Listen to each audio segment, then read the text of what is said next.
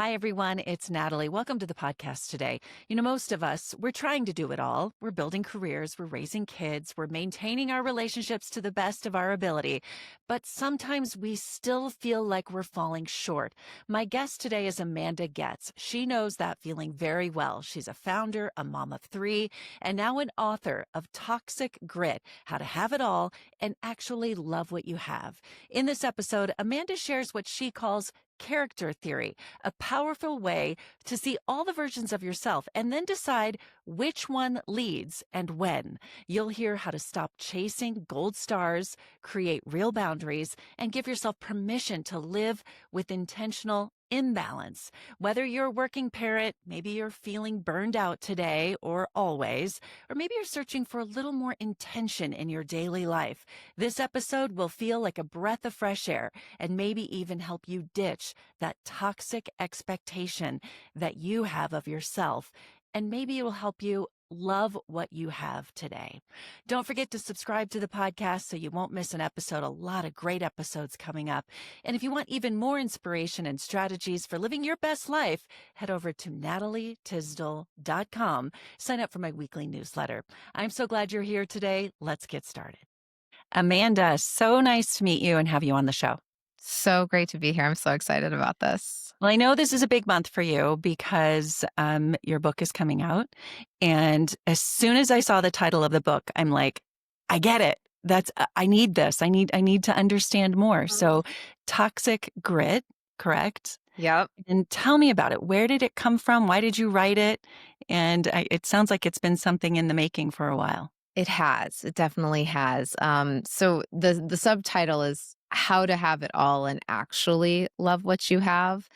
And I'll share this a story briefly to kind of set the tone of the origin of this book, which was, so I was leading marketing for the Knots, the wedding company and wedding magazine. And I had three kids under the age of 4, and I had just filed for divorce.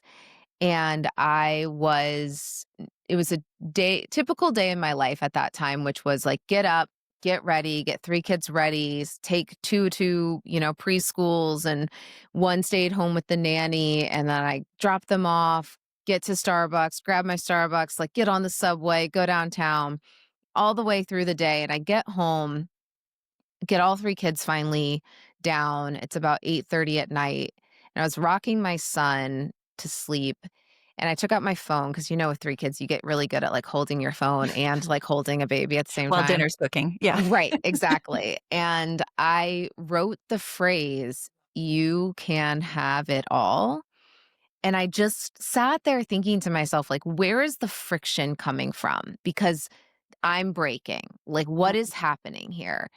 And obviously, I know I was going through a divorce, but like, even still, I was talking to friends at that time who were in good marriages and they were struggling. Yeah. And I realized it wasn't about the all. It wasn't about like the work and the family. It was the you. Hmm.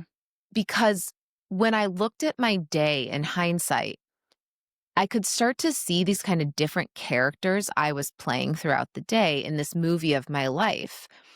And the version of me that loves work, which I called the CEO character in the book, that version of me doesn't want to leave every meeting early to go pump, didn't want to like have to leave work at 4:30 so I could get home and relieve the nanny at 5.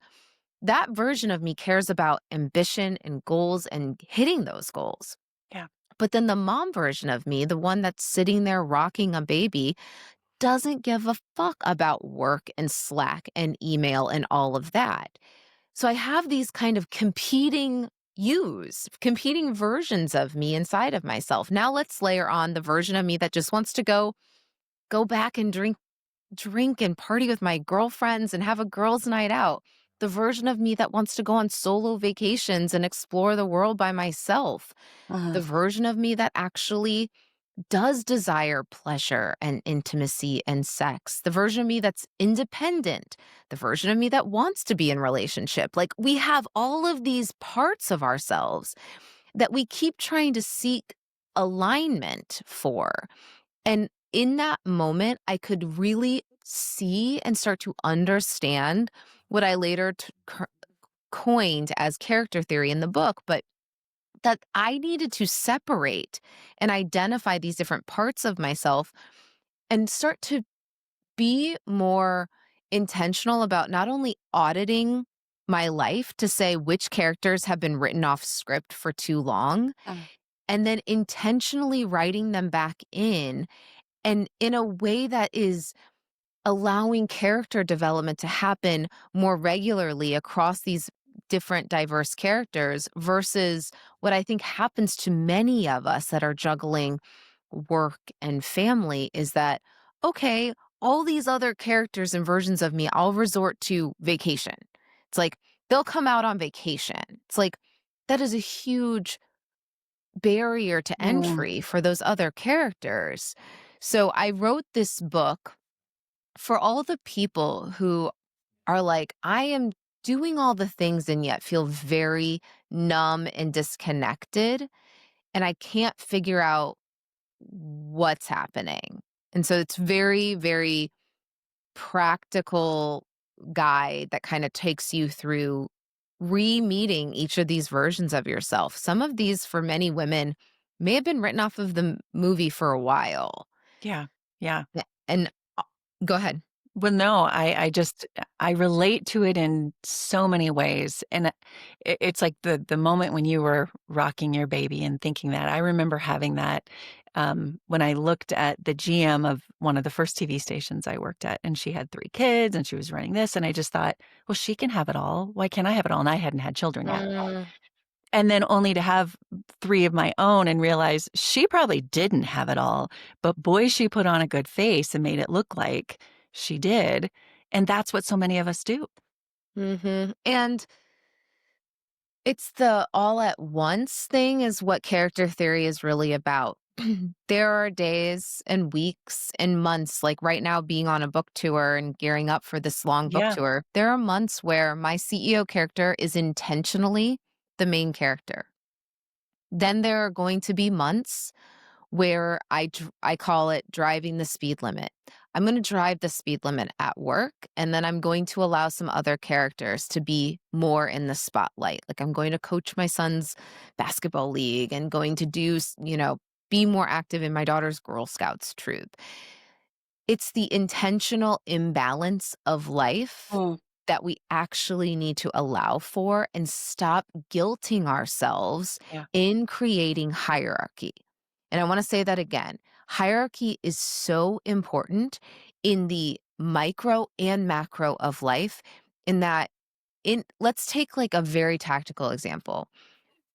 This happens to many of us, especially if you work from home. You're working from home and your kids are home.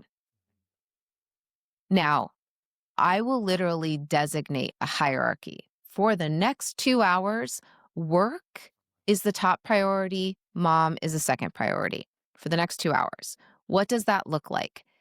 I'm going to set the kids up so that maybe they're watching a movie, I feed them and they're ready to go, and I tell them, I'm setting the Amazon Alexa timer for 2 hours. If it doesn't go off and no one's bleeding, like don't come to me. I'm not going to be available.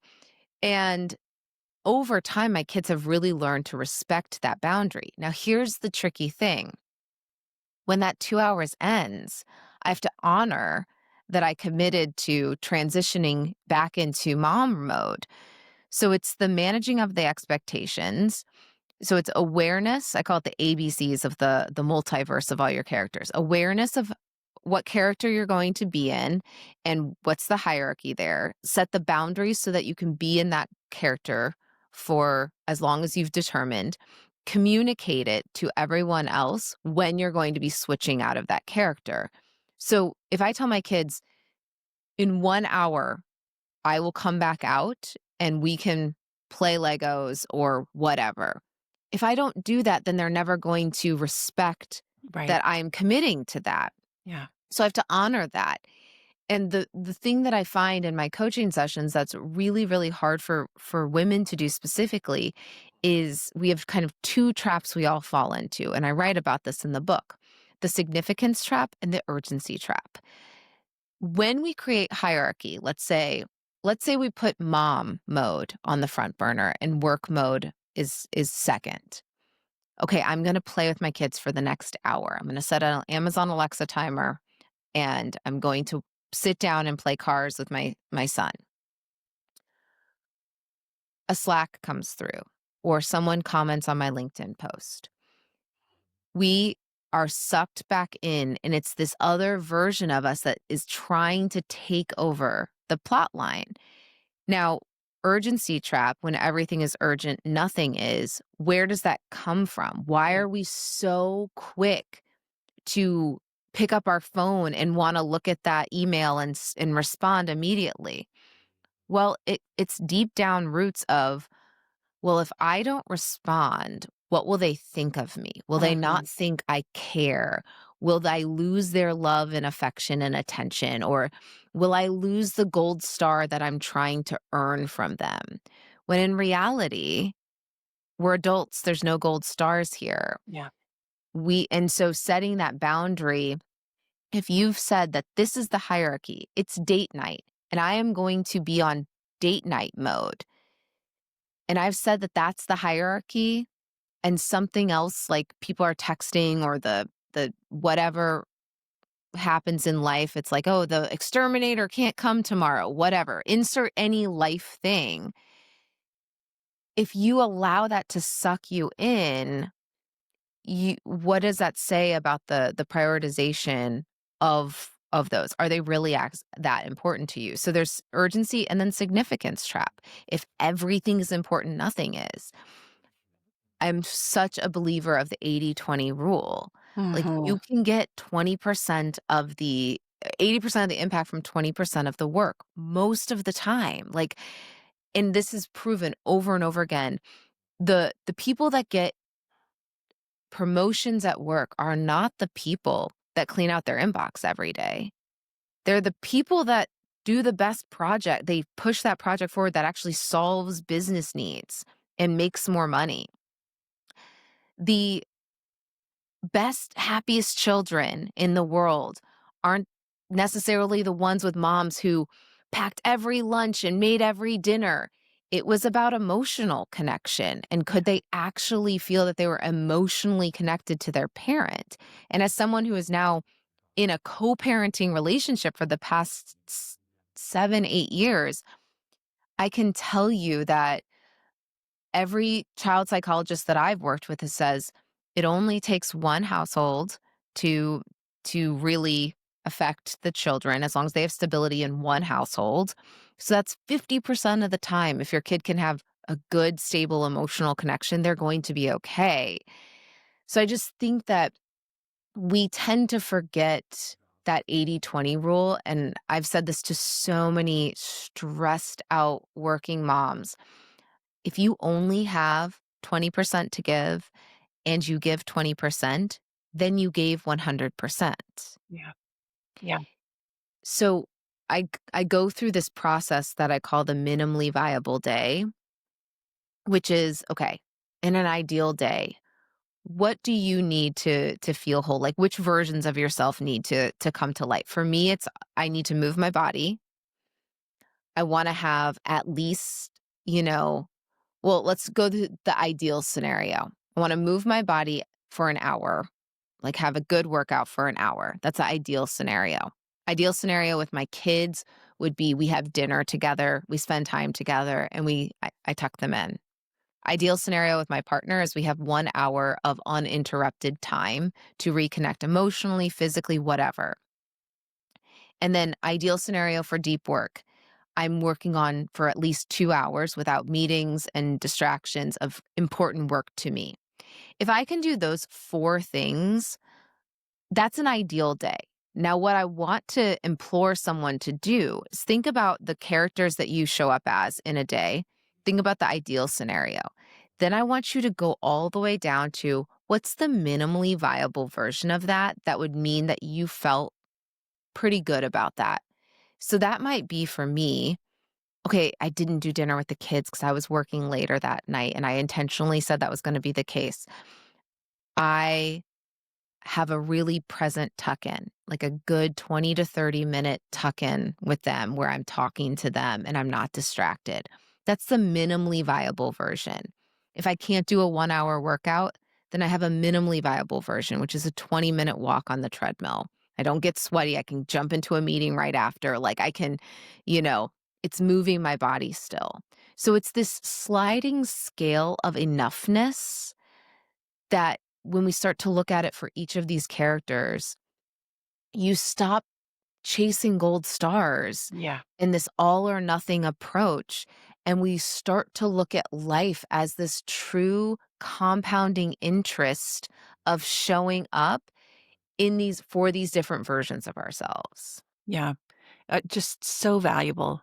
I mean, I could pick so many things out of what you just said, but the biggest takeaway that I'm hearing in all of that is defining those characters, those roles, and then not having them mix. I mean, that is so difficult when the notifications are going off or when you think your boss is watching and I better reply quickly, or Mhm. it's the dopamine too. It's that quick.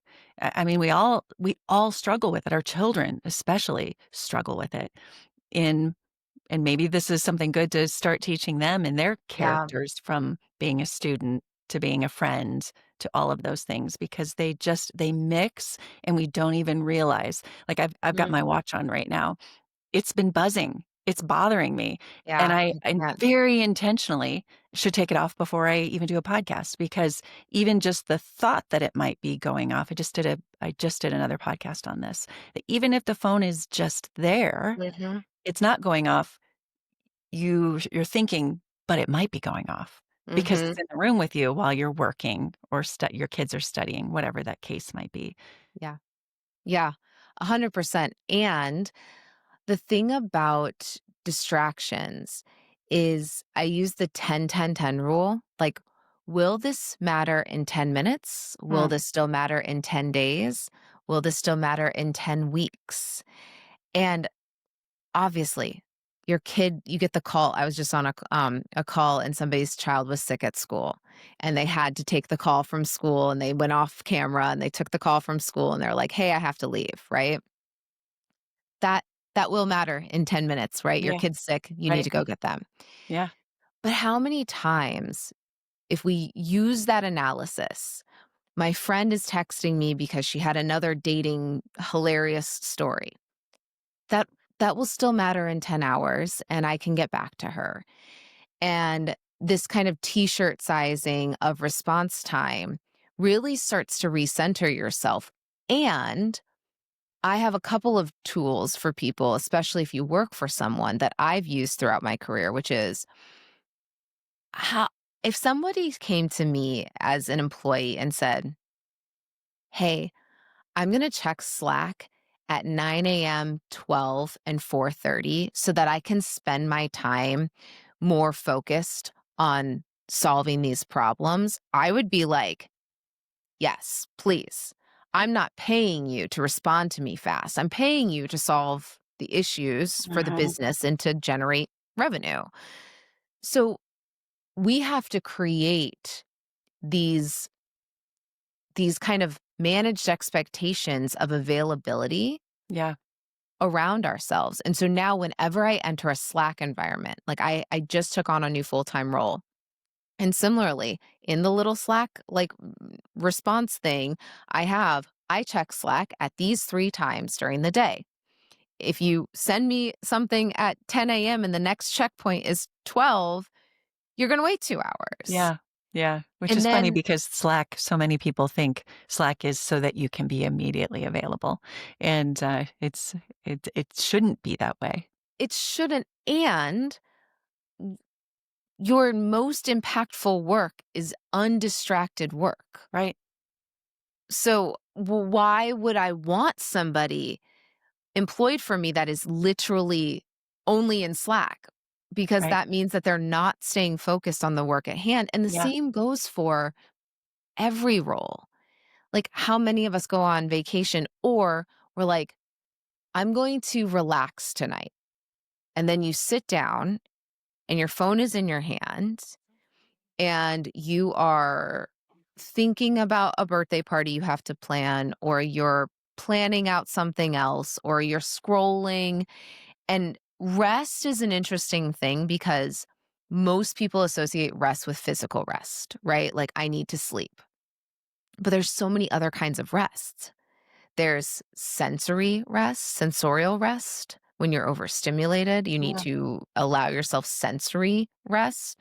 There's cognitive rest. You've been thinking a lot. I need to not think so much. There's emotional rest. I've been feeling a lot. And let me tell you, Yeah.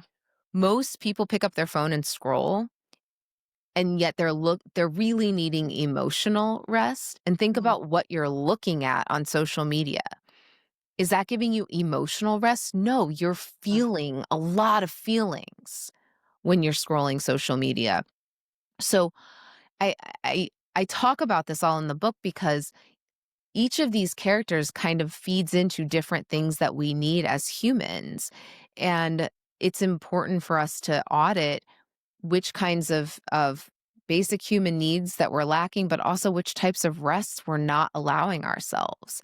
And if you really do need sensorial rest or emotional rest, how can you give that to yourself? Like, what do you actually need to build into your life to get Yeah. that? Yeah. I'm also hearing, and maybe this is just reflective here for myself, that so much of this is learning to discipline yourself. The discipline of understanding this is who I am right now. Mhm. This is my boundary, like all of those things. And I mean, I have two young, not young daughters. I have two young ladies, um, both one after college, one in college, and then I have a high school son. And I don't think discipline is an easy thing. I know it probably wasn't even when we were young. I think it's even harder today because so much is at our disposal, at our fingertips. We didn't have all of those temptations growing up Mhm. that are right at their fingertips. So, what tips would you have for learning to discipline Mhm. yourself to have these boundaries? When I became a single mom and my life became forced compartmentalization, Mm. right? So when I started dating again, I'll use this as an example, but when I started dating again, I realized like, oh, okay, I will date when I don't have my kids.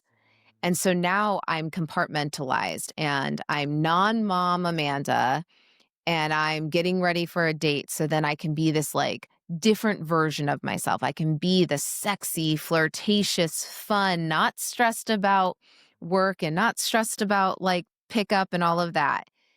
And it was such an epiphany for me now getting married again that I have to create this compartmentalization in my life. Like, think about now after, if you've been with somebody for a while, think about the things you talked about on your first few dates. Chances are it wasn't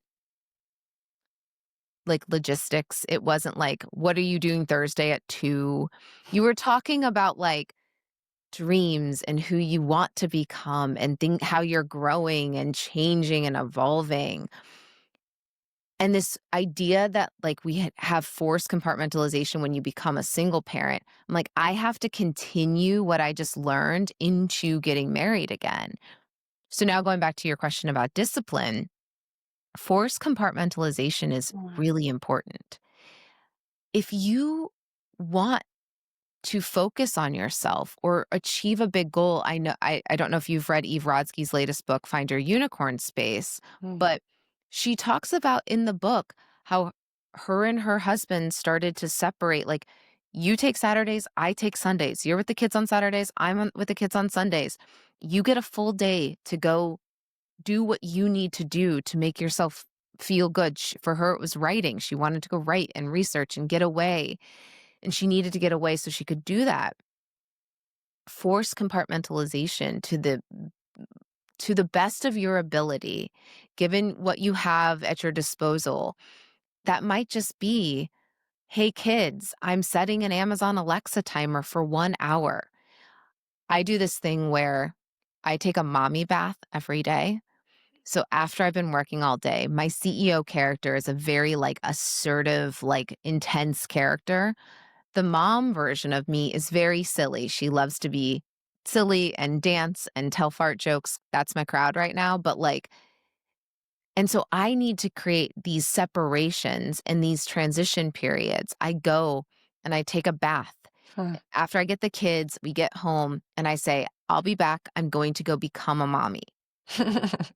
And they know it. They let me go and have 30 minutes to just decompress, Mm. to transition into that mode, and for me to say out loud, for the next 2 hours, I'm gonna be a mom.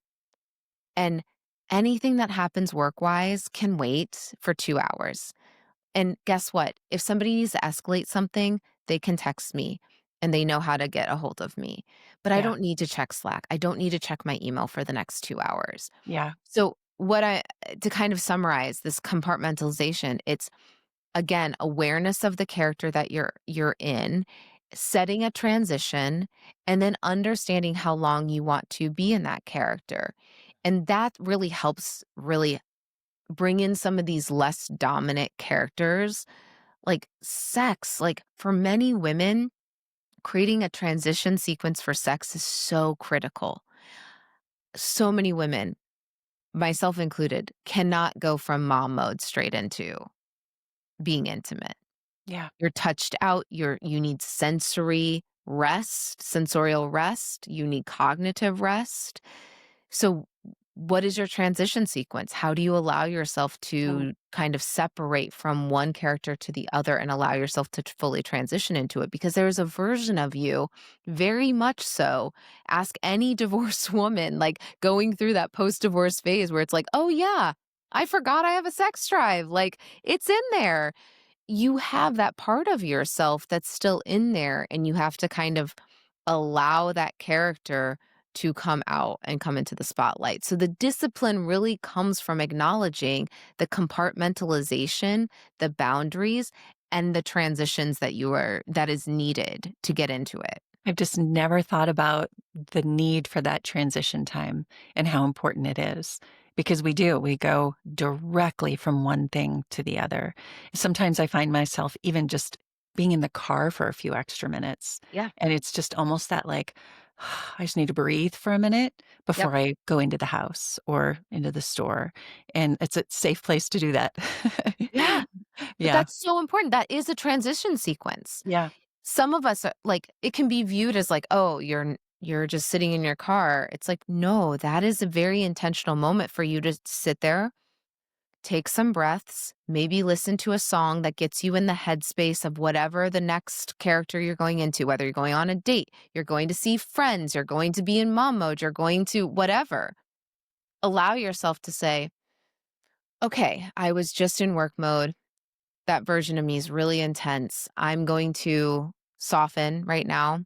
Hmm. Maybe listen to a song that makes me excited to see my friends, or I'm gonna listen to a podcast of 2 friends talking and remind me the amazingness of girlhood, and that I can that there's a version of me, a character inside of me, all she wants to do is connect with her friends. All Yeah. she wants to do is just sit here and laugh about the dumbest shit, and allow that transition to take place so that that character can fully enjoy the moment they get in the movie of your life rather than just going through the motions, which is why the subtitle of my book is "And Actually Love What You Have," because when we don't create that intentionality, you can just robotically move through life. Yeah, yeah, and that's the toxic part of it. Well, I love so many things that you've told me. I'm absorbing them all now. I can't wait to get my hands on the book. The character that you've created, all of the different. I've never thought about all of the different ways that we need to decompress from our senses, our feelings, all that. I mean, it's beautiful and so important if we want to show up professionally and for our families. Um, the book is coming out. Tell people where they can get it and where they can learn more about you. Yeah. So the book comes out October 21st. And fun fact, I turn 40 on the 22nd. So it's a whole new era of life, which is Great. very exciting. And um, it's anywhere books are sold, Barnes& and Noble, Target, Amazon, and also local bookstores. A big part of becoming an author that I didn't realize is like really I really wanna support the local bookstores, and, um, it's a good thing to have diversification apparently of where your books are sold from. It's a good thing for publishers to see and all that. So it's been fun. I've been pointing people towards a lot of local bookstores. So if you have a local bookstore that you love, you can literally go in and they can order it for you from there, which I always think is a good thing as someone who comes from a small business family. I love So that, and yeah. supporting them, and, finding you on social media and your website. I'll put if you wanna mention those, but I'll put them in the show notes as well. Yeah, and just at the Amanda Goetz. Instagram is a fun little sneak peek at all. If you're interested in watching the behind the scenes of launching this book into the world, it's going to be a wild 6 weeks. It'll be fun. My CEO character is very much in the spotlight for the next 3 months, and then she takes a back seat for a little bit while I enjoy the holidays and get married. And then toxicgrit.com is where you can like learn more about the book. You can put your number in when you order the book. You will get a copy of the free digital workbook companion, as well Great, as a bonus chapter that will not be published. That is a very fun bonus chapter. So, toxicgrit.com to learn more about the book. great, I'll be doing that. Amanda, thank you so much, and best of luck as Thank you you take so on much. that CEO character for a while, and then really enjoy the time so that you can divide those, compartmentalize all of them, but best of luck. Great to meet Thank you. you so much, Natalie. I appreciate it.